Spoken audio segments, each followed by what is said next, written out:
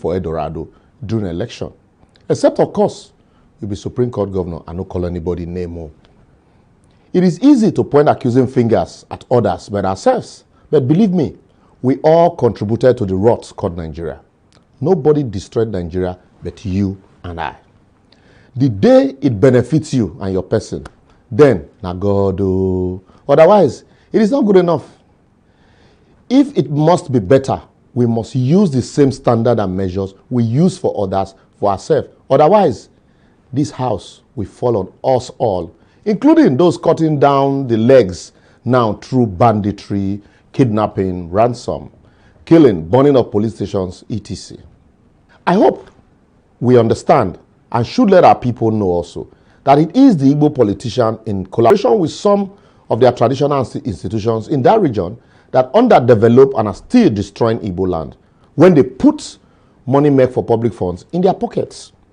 The average Yoruba man should be aware that it's the Yoruba politicians and their allies whom they celebrate every day that have consistently made life unbearable for Yorubas in their land despite the abundance. The Hausas, Fulanis, the Kanuris, the Jukums, the Beram, Tiv, Idoma, Igede, Igala, Igbira people, etc.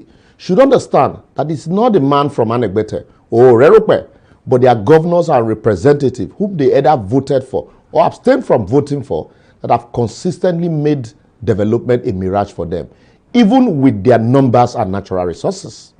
I hope the Ijaws, the Robos, Calabaris, Benis, Ishan, Afemai, Ika, Ikwere, and others in South-South can see clearly that it is nobody but their politicians and leaders, both religious and traditional, that are eating what's meant for everybody in the midst of plenty.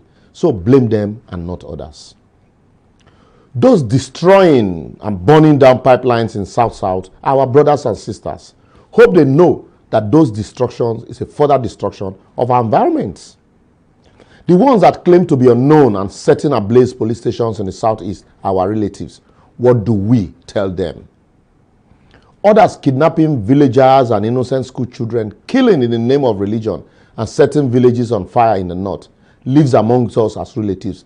Apart from asking for amnesty and ransom for them, have we ever bothered to ask them to stop? And when they are arrested, do we insist that they be punished for their crimes? I leave you to be the answer to answer that question. That traditional ruler dishing out chieftaincy title to undeserving people because of money will look for who to blame but himself.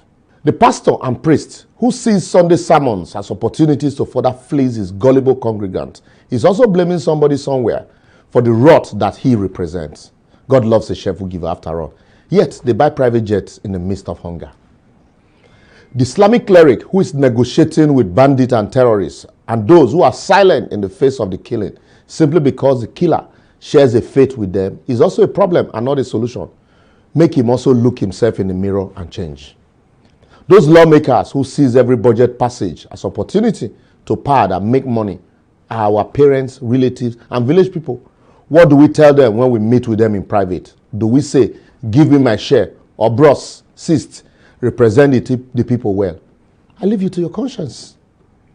You parents that refuse to imbibe morals in your kids, those young boys destroying rail tracks, students cheating in exam hall, you contractor who over-invoice price, and yet do a shoddy job, and those of you that destroy public properties, claiming there's a protest, you trader that increase price unreasonably because there are no checks, you landlord increasing your rent arbitrarily, you security personnel, police, army, navy, air force, and even private security outfit, killing defenseless people and not behaving contrary to your oath of office, you lawyer defending political thief even when you know the truth, and the judge collecting money to pervert justice, the medical doctor selling public drugs in his private hospital, the civil servant who is nothing but evil servant, you pickpocket using civil society and NGO to enrich your personal pocket and all defrauding or suspending people of their money and valuable. The list is endless. Just add your own, are all parts of the larger problem of Nigeria. We are all not different from the people governing us, as our leaders and rulers are drawn from amongst us. And that's why it is said that those waiting to steal in government are more than those already stealing. I will therefore advocate that we all must see that our actions or inaction is what is collectively destroying this country and not just that of the politicians. We do not need a sovereign national conference or dialogue to heal the land and tell ourselves the truth. What we need is a personal dialogue with ourselves, our conscience, and our maker. We can then elevate the discussion to local government, state level, and before we get to the national level, we would have all become the change ambassador that we so desire through our individual reorientation in our interaction with our people every day. For if our leadership problem were a national one, then they ought not to have been seen or replicated at the various state and local government level. It is indeed a personal problem, and the sooner we blame ourselves and start addressing them from within ourselves, the better.